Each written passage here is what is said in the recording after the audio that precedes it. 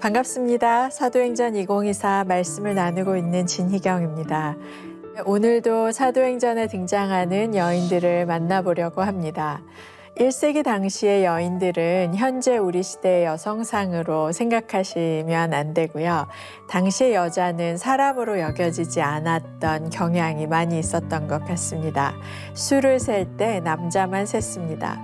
여자 100명을 남자 2명으로 계수했던 기록이 있을 만큼 여인은 사람으로 여겨지지 않던 시대입니다. 이 남성 중심의 시대에 예수님은 여인들을 환대하시고 그들의 이름을 불러주시고 존중해 주셨습니다. 예수님의 십자가 구속의 사건은 경계를 허물고 헬라인이나 유대인이나 남자나 여자나 종이나 자유자나 다 하나가 되게 하시는 사건이었습니다. 고대 근동의 세계관에 갇혀 살아가는 것이 아니라 하나님 나라 백성으로서 존중받는 시대로 전환된 것입니다. 소속이 바뀌었던 것이죠. 차별과 소외와 단절의 문화가 아니라 소통과 연결, 하나됨의 생명의 문화 안에서 살아가는 사람들입니다. 하나님께서 한 사람 한 사람을 소중히 여기시는 그 자녀됨의 축복을 하나님 나라에서 우리가 누리게 된 것입니다. 예수님께서 열어주신 하나님 나라는 애굽의 피라미드처럼 높고 좁은 땅을 향하는 것이 아니라 물된 동산처럼 낮고 넓은 땅입니다. 가나안의 뜻이 낮은 땅이라고 하지요. 낮은 땅에는 물들이 모이고 생명이 자라납니다.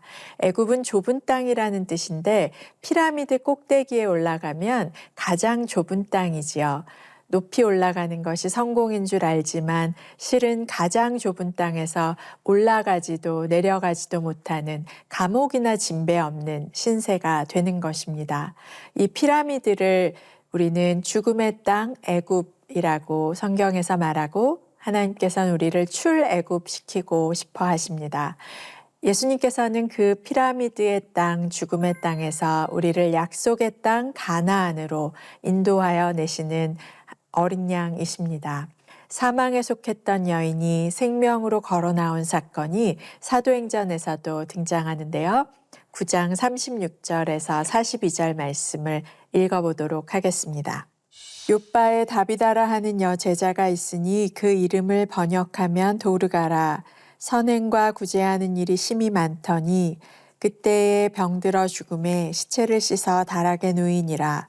룻다가 욥바에 가까운지라. 제자들이 베드로가 거기 있음을 듣고 두 사람을 보내어 지체 말고 와달라고 간청하여 베드로가 일어나 그들과 함께 가서 이르매 그들이 데리고 다락방에 올라가니 모든 과부가 베드로 곁에 서서 울며 도르가가 그들과 함께 있을 때에 지은 속옷과 겉옷을 다 내보이거늘 베드로가 사람을 다 내보내고 무릎을 꿇고 기도하여 돌이켜 시체를 향하여 이르되 다비다야 일어나라 하니 그가 눈을 떠 베드로를 보고 일어나 앉는지라. 베드로가 손을 내밀어 일으키고 성도들과 과부들을 불러들여 그가 살아난 것을 보이니 온 욥바 사람이 알고 많은 사람이 주를 믿더라. 과부들과 소외된 이들을 섬기던 여제자 다비다. 여성에게 제자라는 수식어를 붙인 경우는 성경에서 다비다뿐입니다. 다비다의 죽음에 곁에서 울던 과부들이 다비다가 만들어준 옷가지들을 보여주며 슬퍼합니다. 사랑과 선행으로 짝을 잃은 과부들을 돌보는 여인이었습니다. 성경에서 하나님께서 유난히 주목하시는 사람들이 누구인지 아십니까? 고아와 과부와 난민입니다.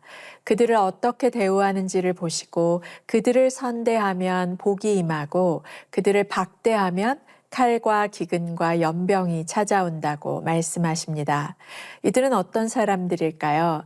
이들은 반드시 있어야 하는 언약의 짝을 상실한 사람들입니다. 하나님도 상실을 경험해 보셨기 때문일까요? 그들에게 부모가 되어주시고 신랑이 되어주시고 하나님의 나라를 펼쳐주시러 예수님께서 오셨습니다. 예수님께서 행하신 사역이고 예수님의 제자들이 마땅히 따라야 하는 일입니다. 다비다는 그렇게 예수님의 제자로서 돌볼 과부들을 박대하지 않고 선대하고 선행을 베풀고 자신이 친히 옷을 만들어 주었던 여인이었습니다.